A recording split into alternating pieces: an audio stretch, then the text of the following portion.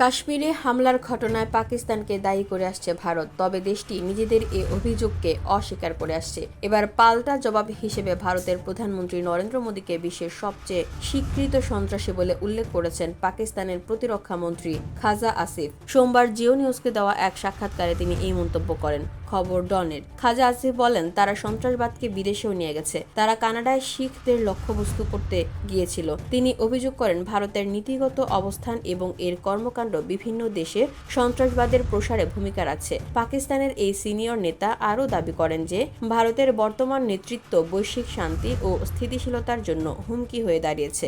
এর আগে সোমবার সন্ধ্যায় জাতির উদ্দেশ্যে ভাষণ দেন নরেন্দ্র মোদী।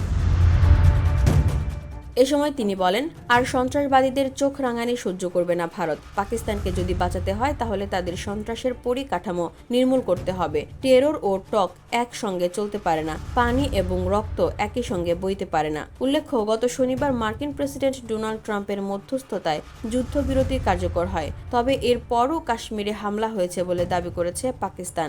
এরপর আজ রাতে জাতির উদ্দেশ্যে ভাষণ দেবেন ভারতের প্রধানমন্ত্রী। ট্রাম্পের ঘোষণার পর ভারতের পররাষ্ট্র সচিব বিক্রম মিস্ত্রি বলেন, শনিবার ভারত এবং পাকিস্তানের সামরিক বাহিনীর director general of military operations এর মধ্যে আলোচনা হয়েছে। আলোচনায় তারা যুদ্ধবিরতিতে সম্মত হয়েছেন।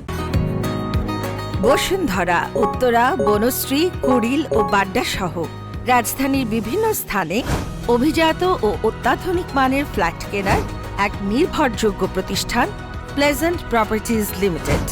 তাই আপনার স্বপ্নের আবাসনের জন্য আজই যোগাযোগ করুন। Pleasant Properties Limited, where destiny matches eventually.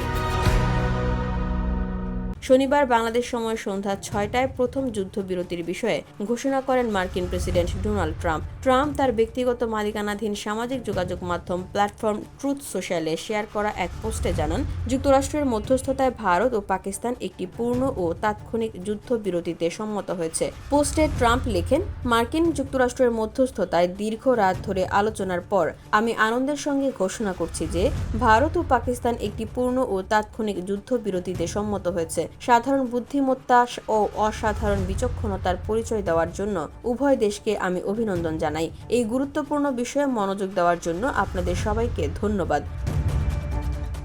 VOD Bangla news desk.